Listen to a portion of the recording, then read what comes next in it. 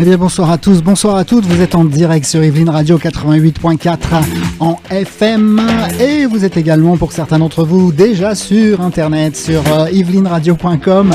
Bonsoir à tous.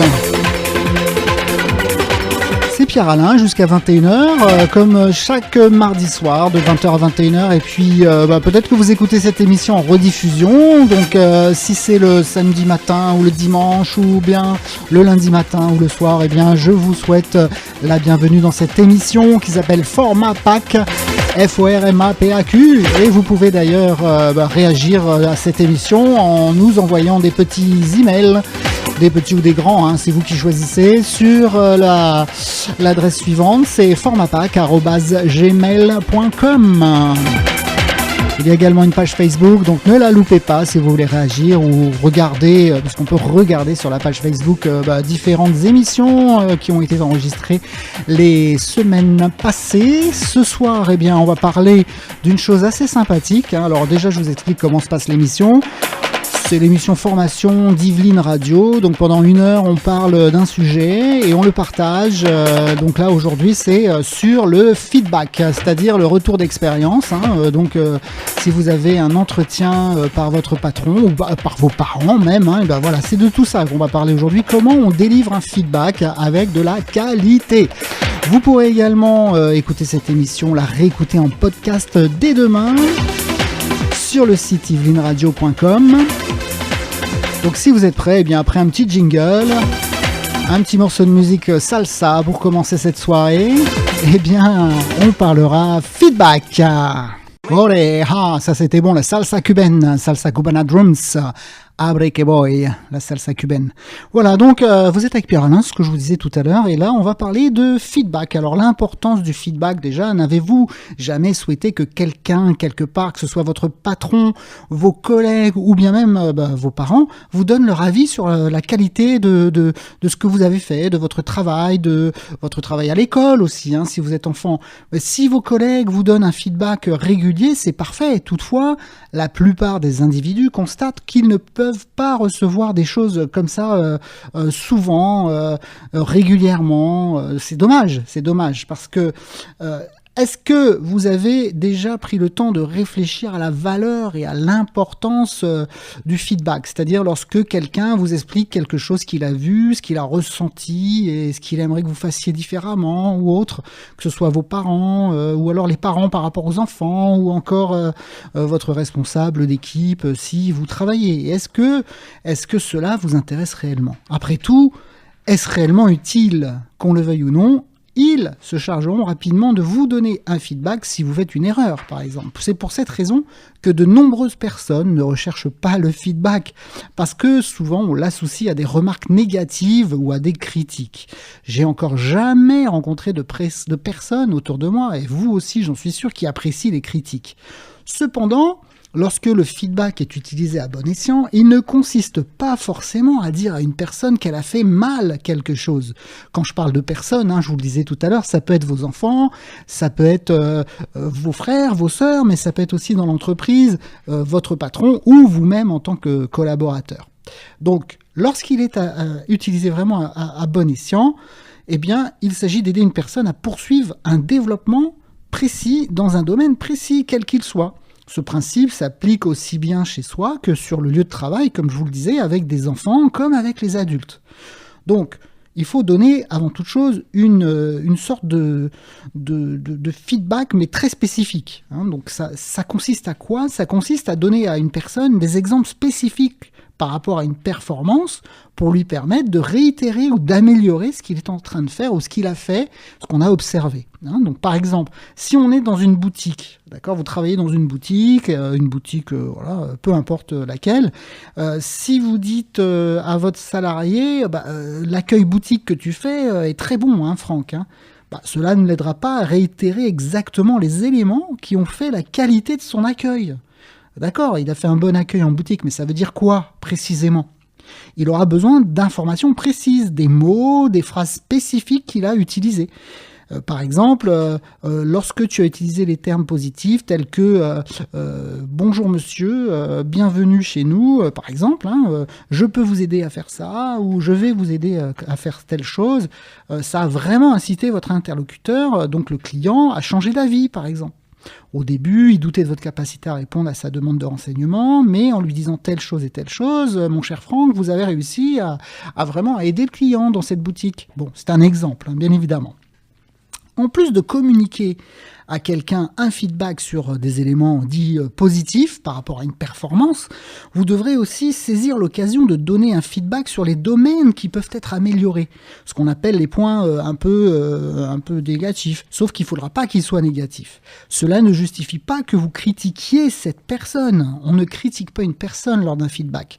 On précise ce qu'on a vu, ce qu'on a observé et ce qu'on souhaite continuer à faire ou améliorer certaines choses. Donc le feedback, c'est vraiment une occasion d'être positif, mais aussi constructif plutôt que négatif, en aidant une personne à réussir encore mieux la prochaine fois, lorsqu'elle fera la même chose. Donc il est absolument essentiel que vous puissiez donner un feedback impartial, franc, il faut être franc, et équitable. D'accord ? Donc par exemple, si c'est dans une famille, bien évidemment, tous les enfants doivent être au même niveau, il ne faut pas faire de différence.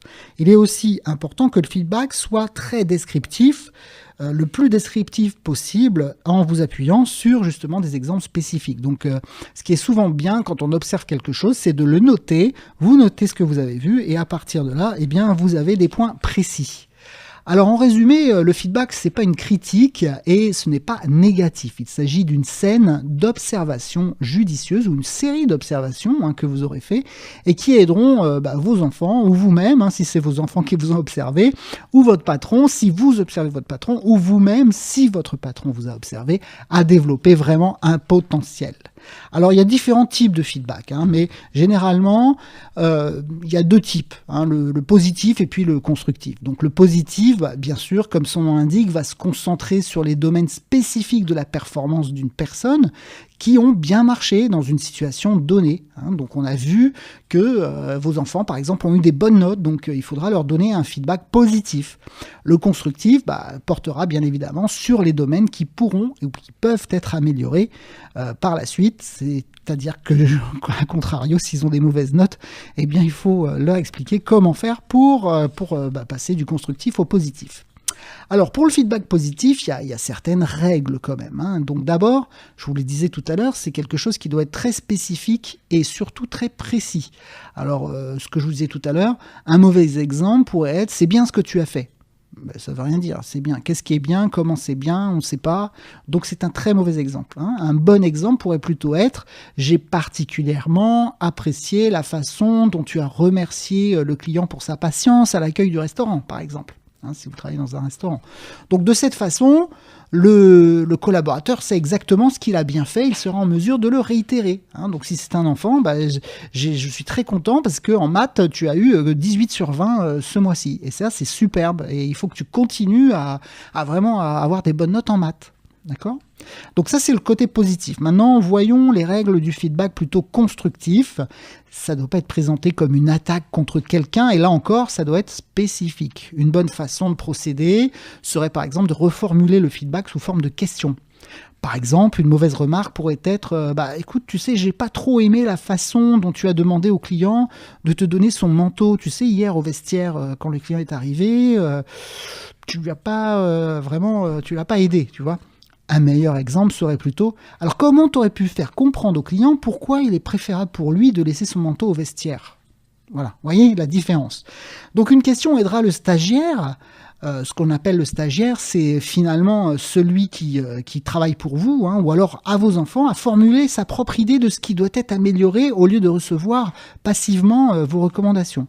Donc une autre bonne façon de donner un feedback dit constructif, ça consiste simplement à demander, en posant une question, comment est-ce que tu penses t'en être sorti de telle situation, par exemple de cette situation que tu viens de vivre, ou alors comment se fait-il que tu as des mauvaises notes, par exemple. À ton avis, qu'est-ce qui fait que tu as eu des mauvaises notes cette année ou ce trimestre, Donc il faudra toujours insérer une remarque négative entre deux observations positives pour justement, on va dire, amortir le choc.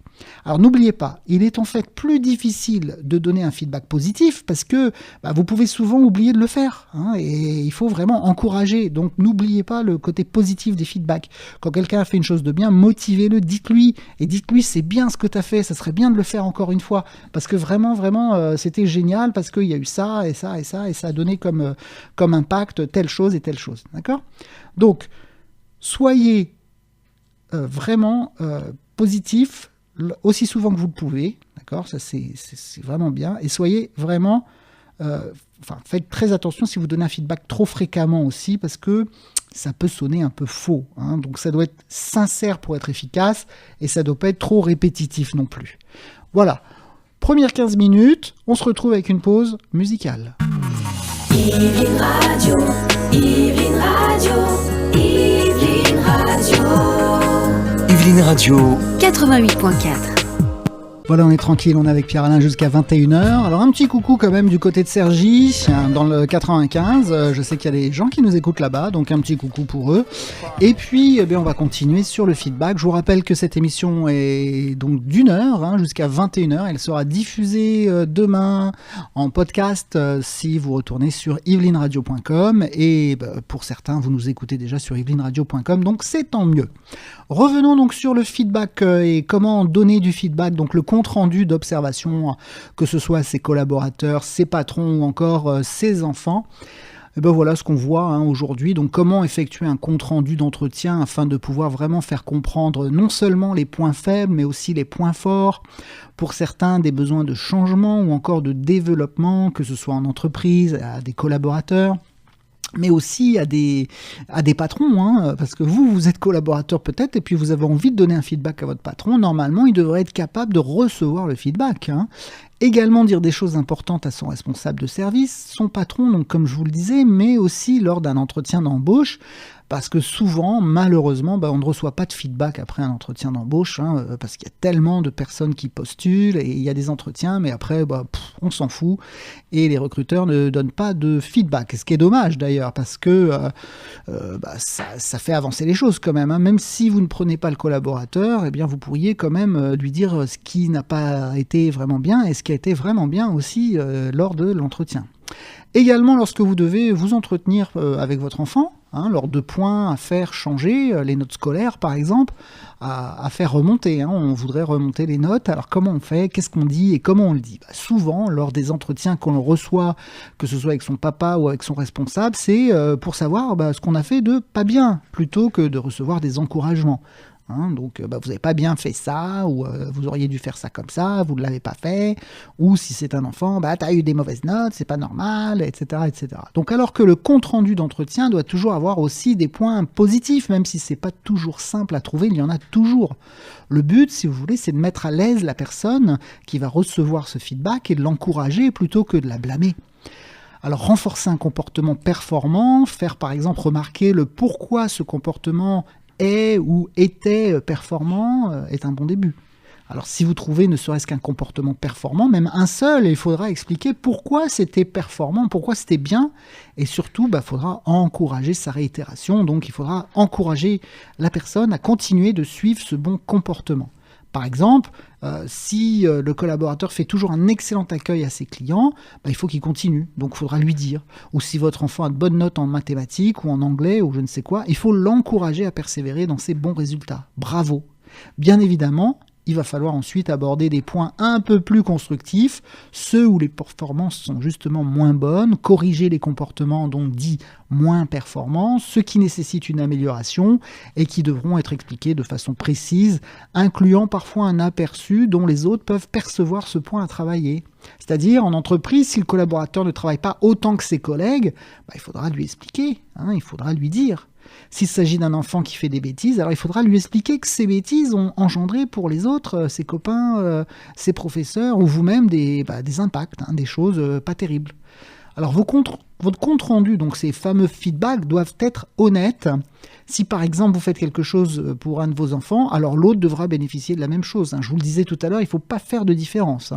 Pour les collaborateurs, c'est bien évident, c'est pareil, pas de favoritisme. Donc soyez conscients des influences extérieures et des préjugés qui pourraient influencer votre compte rendu d'entretien. Ce feedback, c'est comme un bilan, une sorte d'état des lieux, de débrief, après une expérience vécue, vraiment observée, ressentie, notée. Donc lors de votre entretien, il faudra vraiment utiliser des exemples vraiment précis, très spécifiques. Comme je vous le disais tout à l'heure, il ne faut pas dire c'est pas bien ce que tu as fait, je suis pas content de toi, parce que ça veut rien dire. Il faut vraiment, j'ai apprécié la façon dont vous avez fait ceci ou cela, cependant vous devriez faire attention à faire ceci ou cela différemment, en faisant par exemple comme ça, etc. Donc comme expliqué auparavant, il faudra faire attention à ne pas faire de favoritisme. J'insiste là-dessus parce que cela arrive dans certaines entreprises ou même dans certaines familles lorsqu'il s'agit d'un feedback personnel. Alors une autre question qu'on peut se poser, c'est est-ce qu'on tutoie ou est-ce qu'on vous voit quand on délivre un feedback ? Ça dépend, mais honnêtement ça se fait comme d'habitude, c'est-à-dire si vous voyez dans le quotidien, si vous êtes quelqu'un qui vous voyez dans le quotidien, continuez à le faire lors du feedback, et puis sinon tutoyez la personne, si bien sûr c'est votre enfant par exemple. Les commentaires négatifs ne doivent pas être destructifs, donc sont négatifs mais pas destructifs, on n'est pas là pour faire du mal. Expliquez aussi pourquoi ces points doivent être améliorés, faites aussi des suggestions par exemple. En gros, le feedback, c'est un partage, c'est une discussion, même si vous avez à partager des points précis, laissez s'exprimer la personne qui a envie de réagir face à vos points. C'est pas simplement une liste de points, donc il faut partager ces points au fur et à mesure qui parfois peuvent être interprétés comme une accusation, alors que le feedback c'est une véritable discussion. Donc la personne que vous avez en face de vous doit aussi pouvoir vous poser des questions, exprimer aussi parfois son désaccord. Oui maman, j'ai des mauvaises notes, mais c'est pas tout à fait de ma faute. Ah bon ? Remettre en question les points soulevés. Et votre rôle sera aussi d'écouter avant d'expliquer vos attentes et l'impact de ce qui peut se passer si les points ne sont pas respectés. Donc les impacts ne sont pas des menaces, attention, mais c'est vraiment des explications sur ce qui se passe dans l'amélioration. Enfin, quand l'amélioration n'est pas atteinte, on peut dire, tu vois, si tu ne fais pas ça, voilà ce qu'il y aura comme résultat. Donc par exemple, pour un enfant qui a des mauvaises notes, peut-être il ne souhaite pas apprendre, ou peut-être il ne souhaite pas participer au cours, ou autre chose, il a une raison. Alors l'impact, c'est peut-être le redoublement, ou alors un découragement par la suite. Donc il faut lui expliquer ces points. Voilà ce que tu risques si tu n'essayes pas de faire mieux. Et puis bien sûr lui expliquer comment faire mieux, ça c'est important.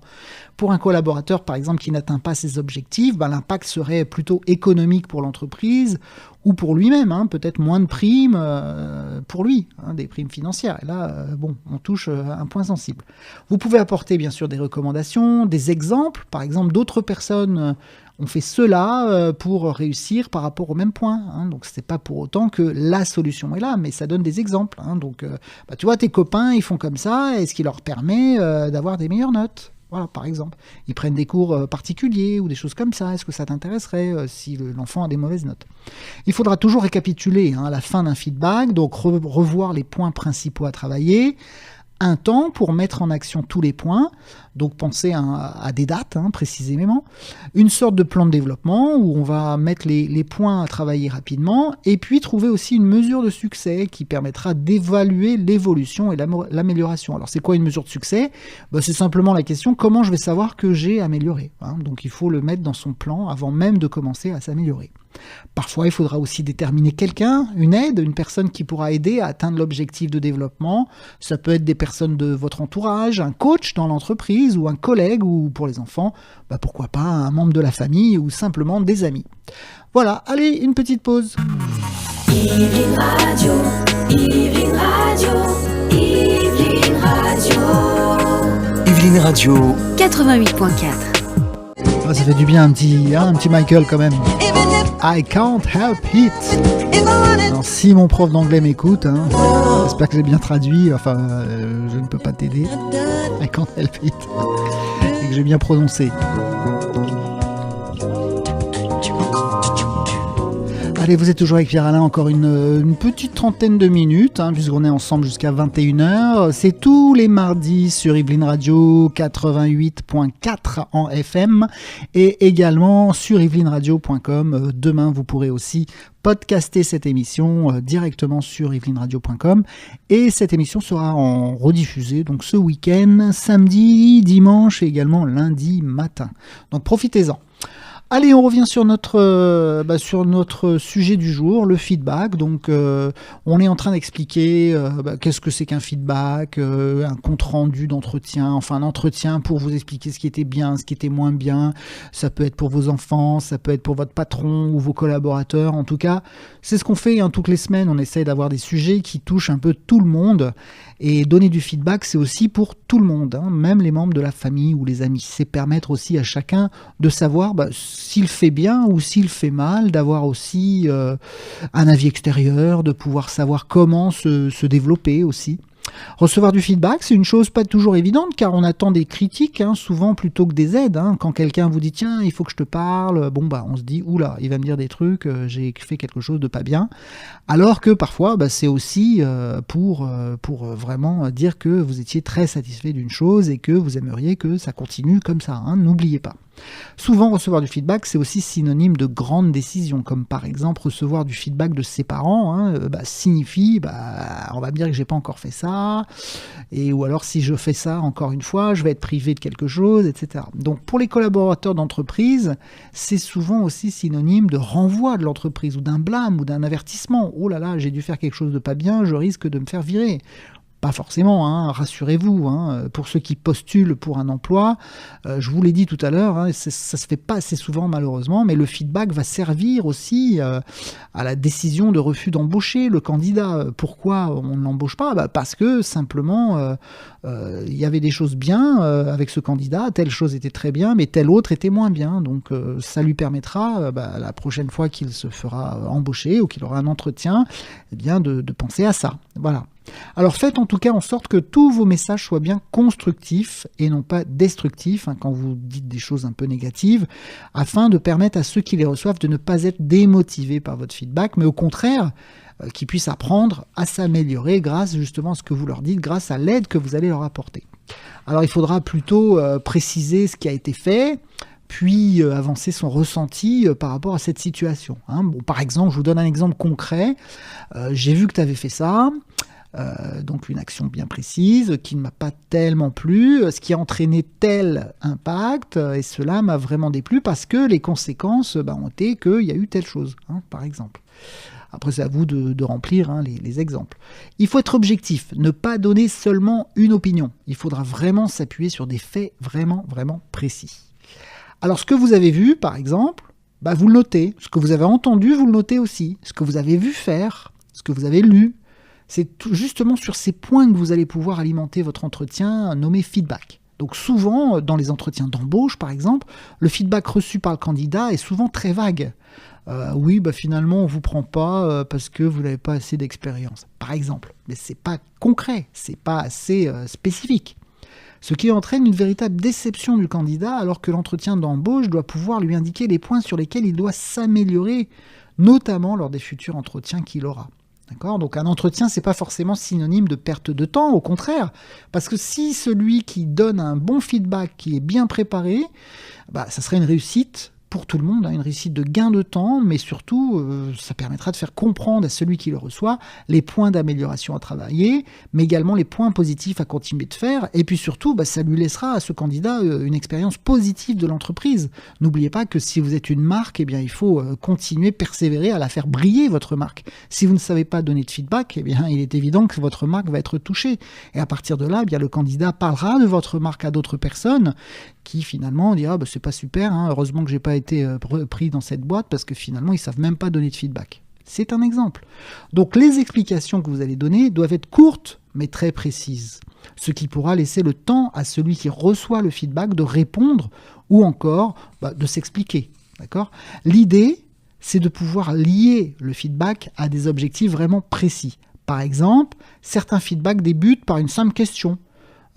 Ça peut être, par exemple, alors, quels sont vos objectifs à atteindre ce mois-ci ? Qu'est-ce que vous deviez atteindre comme objectif ? lorsqu'il s'agit d'un collaborateur. Si c'est vos enfants, bien sûr, ce ne sera pas le même type de question. Ce sera plutôt... Alors, tu sais, on s'était dit que tu devais t'améliorer en maths, puisque le mois dernier, tu avais eu 8 sur 20 de moyenne.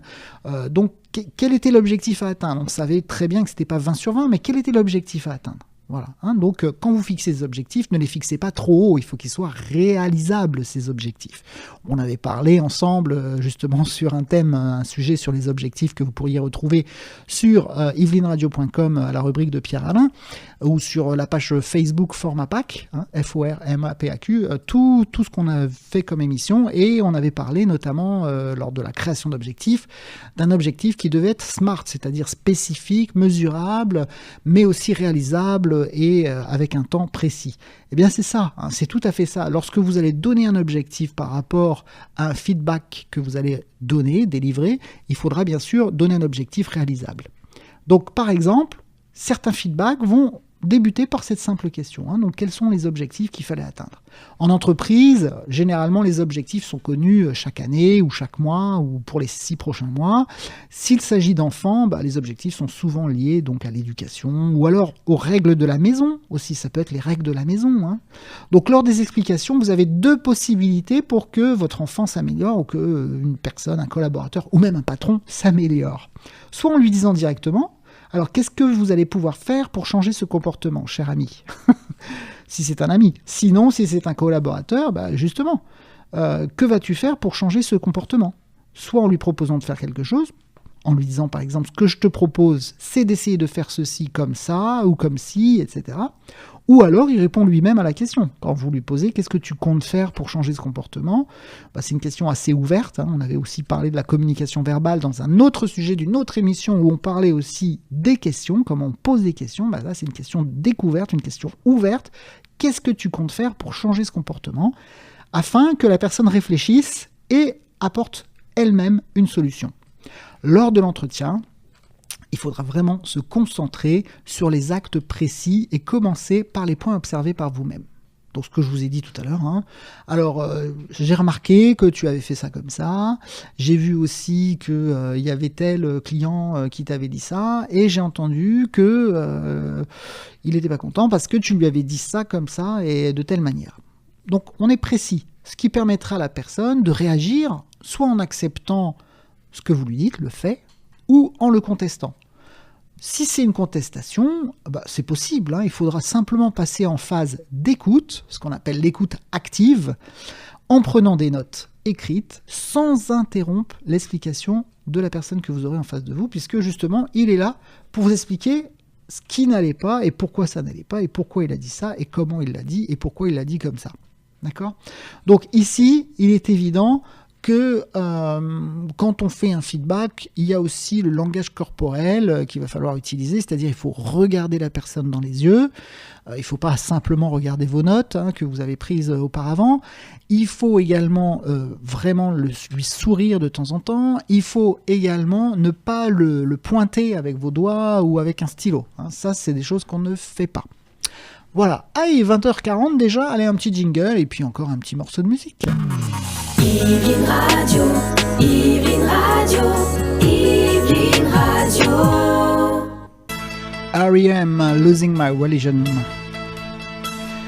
Sur Yveline Radio 88.4 en FM et sur yvelineradio.com. Vous êtes en direct avec Pierre Alain, vous pouvez réagir sur la page Facebook FormaPack, FORMAPAQ, ou encore sur formapack@gmail.com. On parle ce soir du feedback et comment on donne un feedback, comment ça se passe, que ce soit en famille, que ce soit également dans l'entreprise, également lorsque vous recrutez quelqu'un, que vous devez donner un feedback à un candidat et qui soit accepté ou non dans l'entreprise, il faut délivrer le feedback. Alors, comment organiser son feedback? L'entretien donc de compte-rendu, d'analyse de ce que vous avez vu, entendu, lu, vu, écouté, etc. D'abord, il faut accueillir la personne, donc il faut lui expliquer le but de cet entretien. Donc, on se rencontre aujourd'hui parce que j'ai regardé un petit peu comment tu travaillais, j'ai analysé l'ambiance, le comportement, etc. Et donc, à présent, j'aimerais partager avec toi mes observations. Voilà. Donc si c'est vos enfants, bah pareil, hein. Donc on est là parce que j'ai reçu ton bulletin de notes, mais ne t'inquiète pas. Il y a des choses qui sont très bien dans le bulletin de notes et puis d'autres qui sont un peu moins bien. Donc on va en discuter un petit peu ensemble pour savoir où on en est. Et j'aimerais t'expliquer pourquoi on se rend compte, parce que il faut qu'on essaie de trouver comment on peut faire des choses mieux dans le futur. Voilà.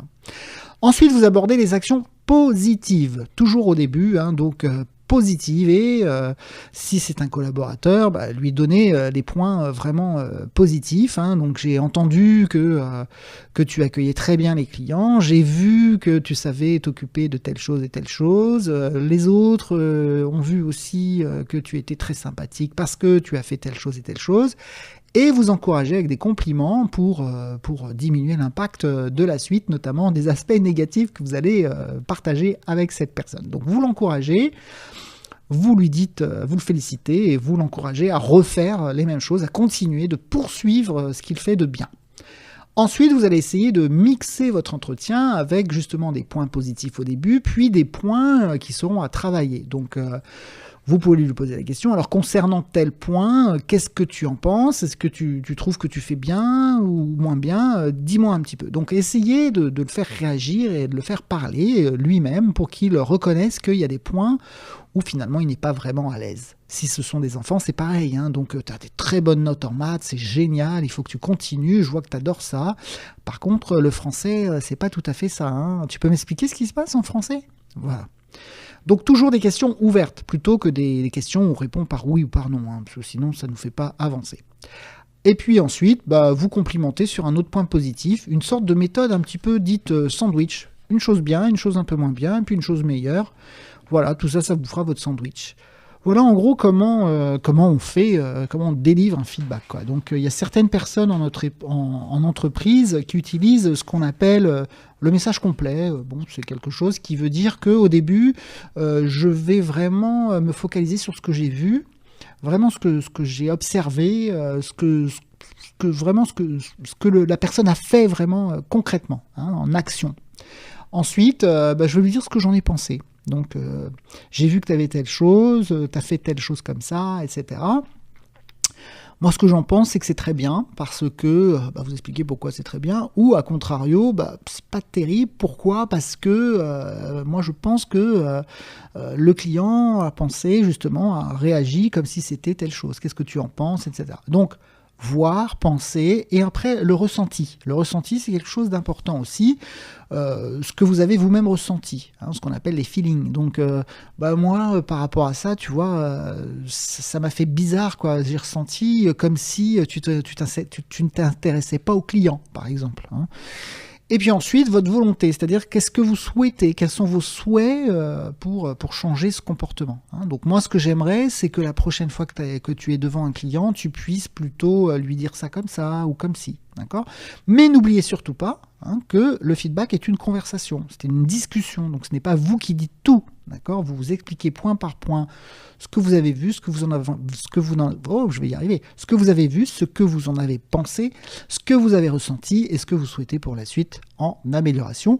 Et si c'est un point positif, bien sûr, ce que vous pensez, bien sûr, ce que vous avez ressenti aussi, mais ce que vous voulez, c'est que la personne réitère, hein, c'est-à-dire refasse ce qu'elle avait déjà fait, parce que c'est un truc qui est vraiment bien. Voilà. Donc, une fois que vous avez fait ça, vous avez complimenté, vous avez terminé votre feedback, vous avez un plan d'action, et généralement, la fois d'après, quand vous allez revoir la personne, les améliorations seront là, tout simplement.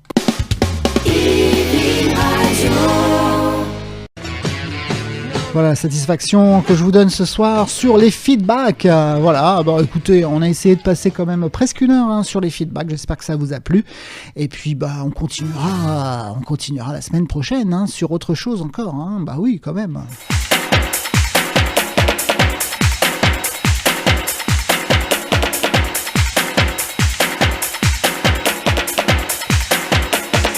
Alors, petit rappel, vous étiez avec Pierre Alain, hein, donc dans cette émission qui a lieu tous les mardis de 20h à 21h.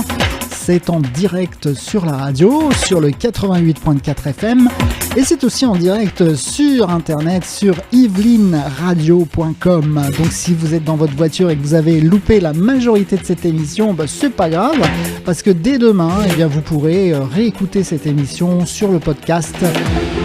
Réécoutez le podcast de l'émission justement sur le site de la radio yvelineradio.com.